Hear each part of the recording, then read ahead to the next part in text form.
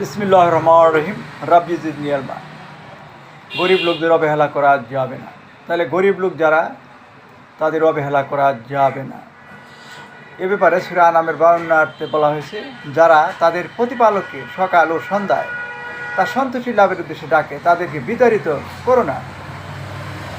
একদা কতিপয় নেতৃস্থানীয় কাফির রাসূল সাল্লাল্লাহু আলাইহি ওয়াসাল্লামের কাছে নিবেদন করল, বেলাল, আম্মার এবং সালিম নিম্ন স্তরের লোক, আমরা আপনার সঙ্গে দেখা করতে আসলে তারা যেন আপনার মজলিসে না থাকে, কেননা এমন হীন ও নিচু লোক সঙ্গে এক মজলিসে বসা আমরা আমাদের মর্যাদাহীন মনে করি।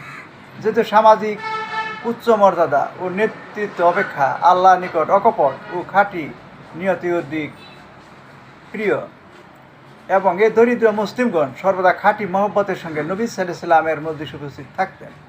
সুতরাং এর সমস্ত নেতৃস্থানীয় কুরাইশ লোকদের কথাবার্তায় কর্ণপাত করতে নিষেধ করে আল্লাহ তাআলা এই আয়াত নাযিল করেন।